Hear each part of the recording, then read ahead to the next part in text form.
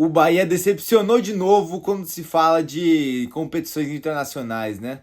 Perdeu hoje para o O'Higgins do Chile, aliás, venceu no tempo normal, mas perdeu nos pênaltis por 4-3, está de fora da Libertadores e de qualquer outro campeonato internacional.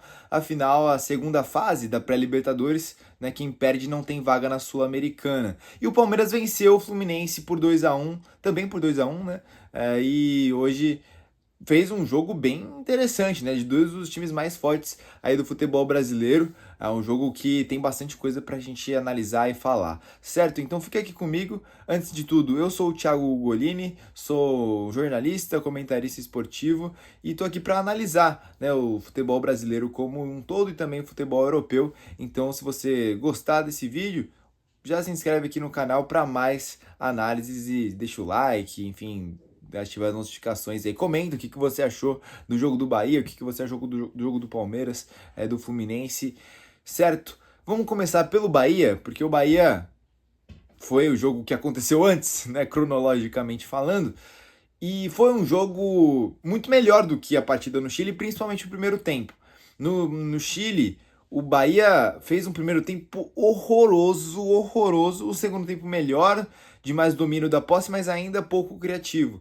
E hoje, na Fonte Nova, o jogo foi completamente diferente e já começou muito diferente, né? Com menos de 1 minuto ali, 20 segundos de jogo, Eita, meia-noite aqui apitando meu relógio.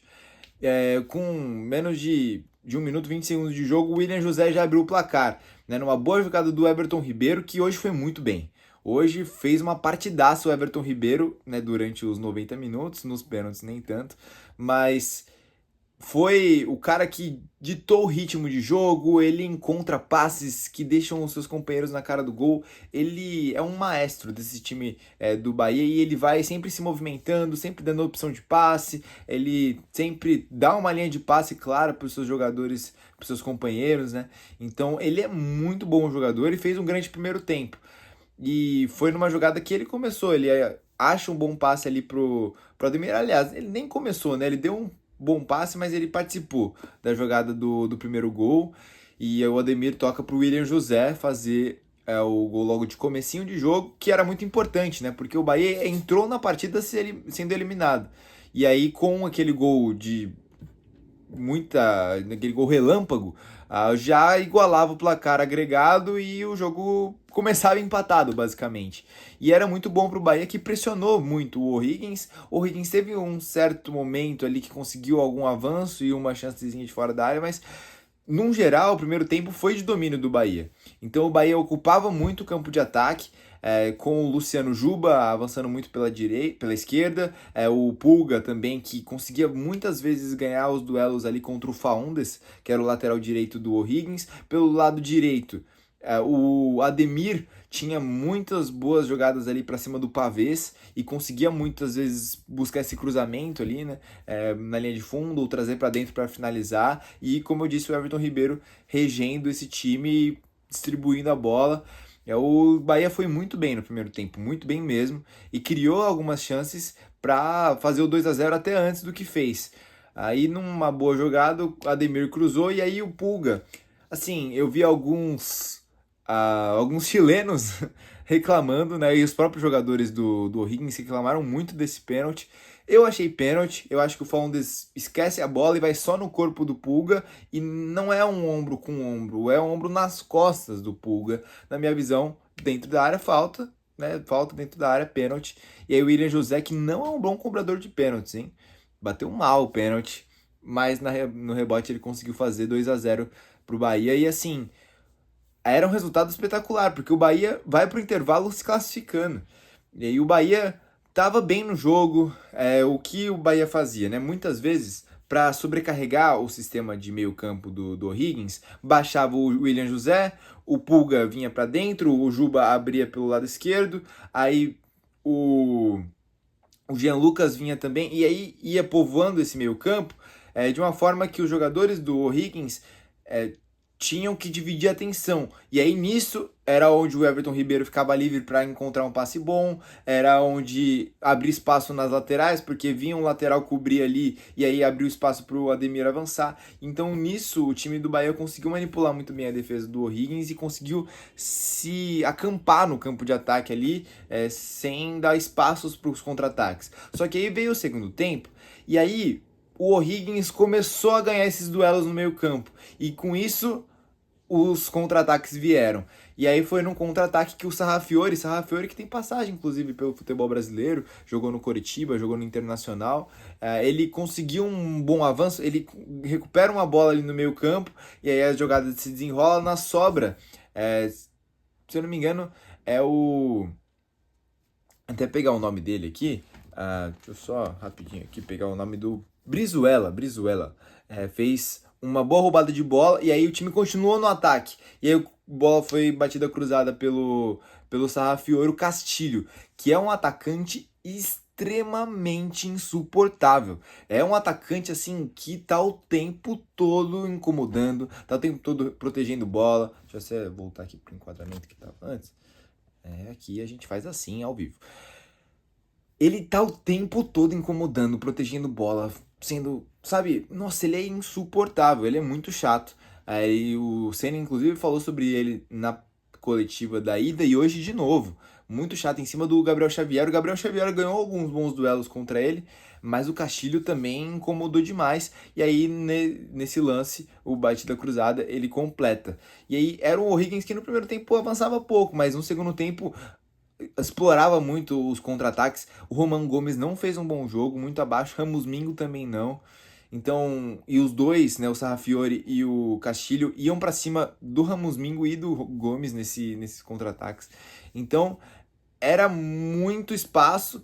O Ceni decide por colocar o Acevedo no lugar do Caio Alexandre para dar um pouco mais de equilíbrio defensivo e até ajudou. O Higgins parou de ter tantos contra-ataques abertos como estava tendo antes, mas o Bahia também perdeu aquele ímpeto ofensivo, depois ainda mais quando o Rogério trocou o trio de ataque, né? Tirou Ademir, Pulga e o William José para colocar Everaldo, Kike Oliveira e Del. E isso matou completamente o ataque do Bahia, porque não tinha mais um contra um das pontas, o jogo por dentro era meio truncado, porque o Del e o Everaldo não conseguiam proteger nem a bola, nem conseguiam encontrar espaço. O Everton Ribeiro, que estava no primeiro tempo criando muito, já estava muito cansado, porque é um jogador mais velho, mas estava em campo porque via os pênaltis, e ele é um jogador que cobra pênaltis. E aí ficou um Bahia que... Ficou um jogo meio estranho ali. O Bahia poderia ter tomado até um gol. Ficava um jogo muito truncado, muitas faltas, o árbitro muito confuso mesmo, meio perdido no jogo, e aí muitas divididas fortes e o jogo foi caminhando para um 2-1 e se manteve. E aí os pênaltis, né? Os pênaltis, o Bahia começa muito bem, bate muito bem os primeiros pênaltis. E o Ronaldo tava indo em todas. Nessa eu achei que o Bahia ia passar, porque o Ronaldo tava pulando certo em todas. A primeira ele pula, ele inclusive a bola passa por baixo dele. Todas ele ia certo, mas ele não conseguia alcançar. Teve uma que ele conseguiu, e aí colocou o Bahia à frente. Só que aí o Del vai pra cobrança. Na hora que o Del foi cobrar, eu falei, putz, ele vai perder. 17 anos, pressão de Libertadores. Acho que não era o momento de colocar o Del para bater um pênalti daquele, por mais estrela que ele tenha, por mais que ele seja um jogador que, né, brilhou na base, eu acho que não era a hora de ter colocado ele para bater. Se confirmou, ele bateu mal, bateu rasteiro, meio ali, né, não foi tão no canto, e aí o Carabali, hoje que foi o herói do O'Higgins, pegou. Continuou as cobranças, e aí a última cobrança, né? Se o Everton Ribeiro faz, a gente vai para as alternadas.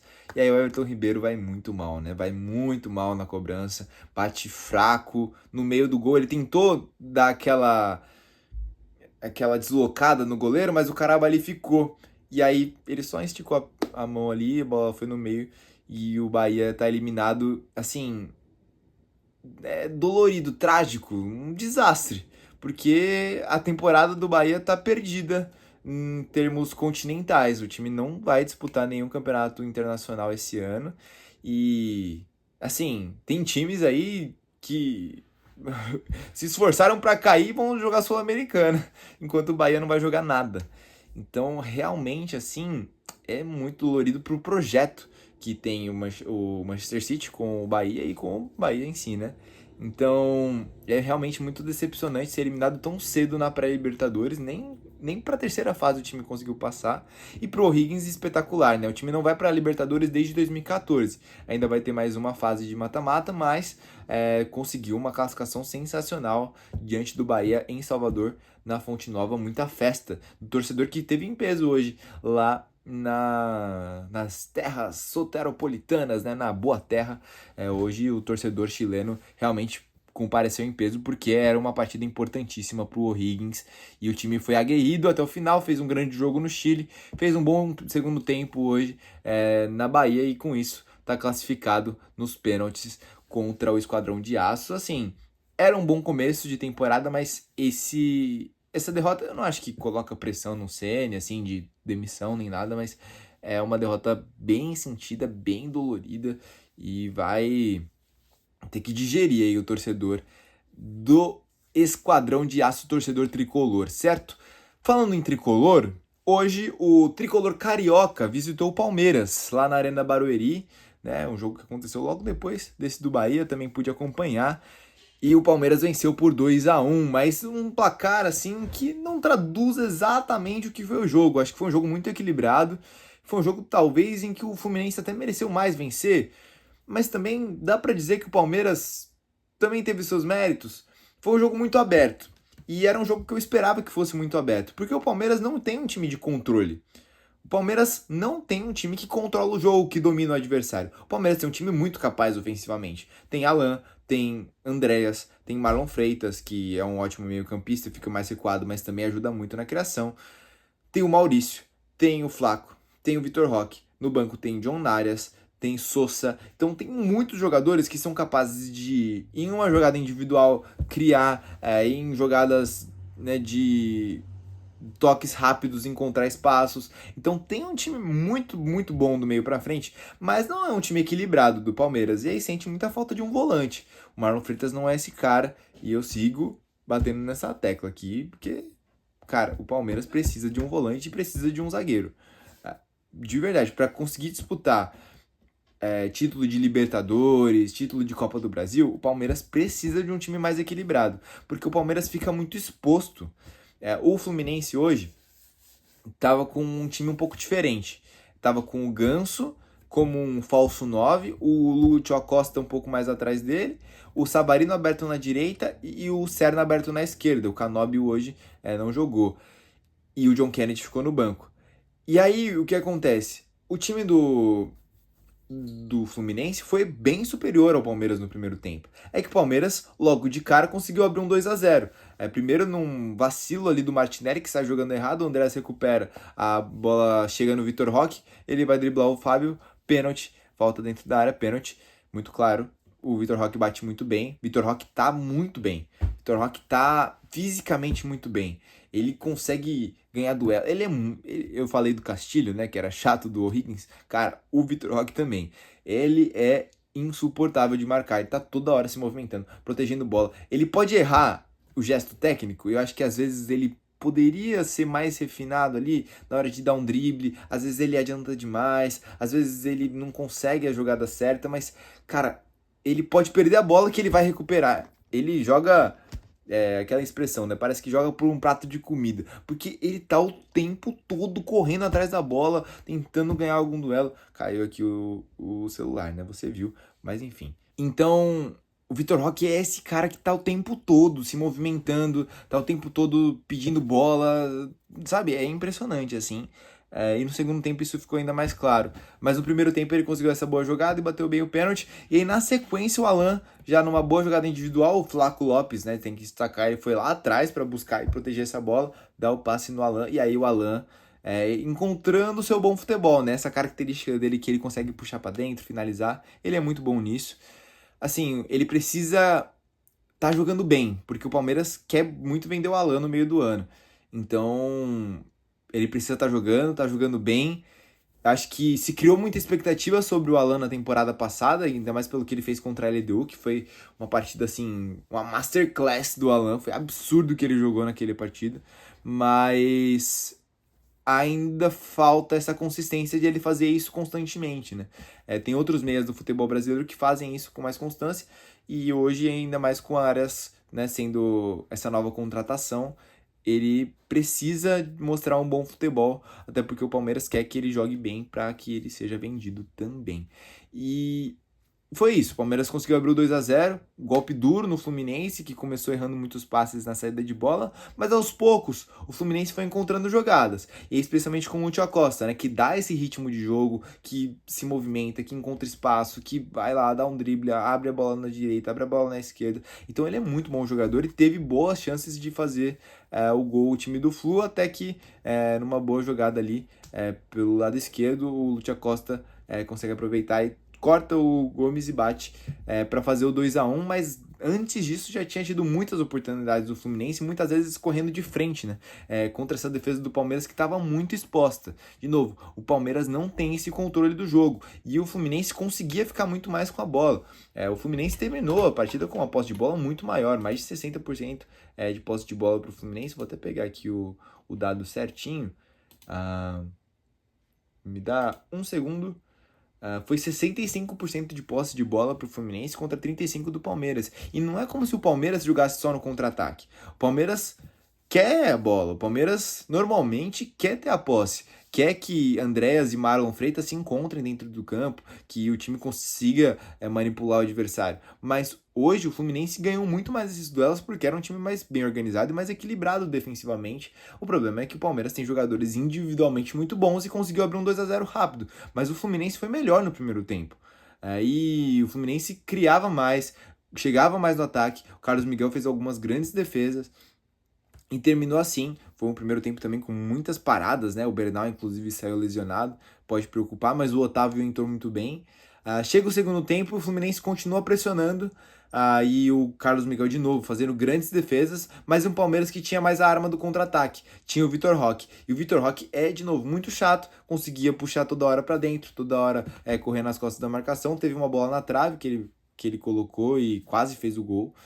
O Sosa teve uma outra bola na trave também para a equipe do Palmeiras, e o Palmeiras apostava muito nesse contra-ataque, né? O Vitor Roque acabou sendo substituído pelo Sosa. E aí o Fluminense tentava pressionar, mas aí sem o Acosta perdeu essa criatividade. Eu achei o Ganso muito mal hoje, achei o Ganso muito abaixo, numa função diferente que ele não conseguiu exercer tão bem. O Savarino foi bem, fez um bom jogo, mas também poderia ter sido um pouco mais, não sei, participativo, talvez. O Serna também. Mas enfim, acho que o Fluminense, no geral, fez um bom jogo e acabou a partida do Otávio. O Martinelli, apesar do erro na saída de bola no gol do pênalti, ele também, no geral, fez um jogo bom. Então, acho que o Fluminense é um time mais competitivo a longo prazo do que esse Palmeiras, talvez. Diante do que foi a partida hoje, sabe? Eu tenho essa sensação. A sensação que eu tenho é que o Palmeiras vai fazer 4 gols e vai tomar 3. Acho que esses jogos do Palmeiras, de novo, até o meio do ano, se não encontrar um equilíbrio, um volante que vai dar essa sustentação, o Palmeiras vai continuar tendo esses jogos abertos. E aí é uma bola na trave, é uma defesa que o Carlos Miguel não consegue, é uma jogada que o Murilo ou o Gomes vacilam, e aí o time perde pontos importantes. Então hoje não perdeu, mas poderia ter perdido. Ainda assim, é um time ofensivamente muito capaz e criou para fazer mais do que o 2-1, fazer 3, 4. Mas também não pode contar, às vezes tem as falhas. Então, o Palmeiras ainda tem jogos muito em aberto. O jogo contra o Capivariano foi isso. O Palmeiras logo começou com 1-0, mas tomou muito apavoro, mais do que precisava do Capivariano. E quando enfrentou um time mais forte como o Fluminense, tomou ainda mais. Então, eu acho que tem pontos aí a se ter atenção. Dito isso, o Palmeiras é líder do Campeonato Brasileiro. Então, é isso. É um elenco muito forte, é um time muito bom, mas que precisa ser mais equilibrado. E o Fluminense faltou alguns jogadores titulares hoje, algumas lesões que são sentidas, né? O Lúcio Costa é substituído no intervalo por conta de lesão, e aí o time piora no segundo tempo, até tenta uma pressão na reta final, mas para nas mãos do Carlos Miguel e nas falhas nas suas tentativas de ataque. Mas é um Fluminense que me parece muito bem organizado para esse ano. São dois dos melhores times do Brasil hoje, Palmeiras e Fluminense, e que podem disputar aí títulos, seja de Libertadores, seja de Copa do Brasil, seja do próprio Campeonato Brasileiro, certo? Então é isso. Valeu, tamo junto. Forte abraço aí pra você que me acompanhou. Deixa aí seu like, seu comentário, o que você achou. Fez sentido o que eu falei? Não fez sentido nenhum? Enfim, comenta aí, tá bom? É isso. Valeu, tamo junto.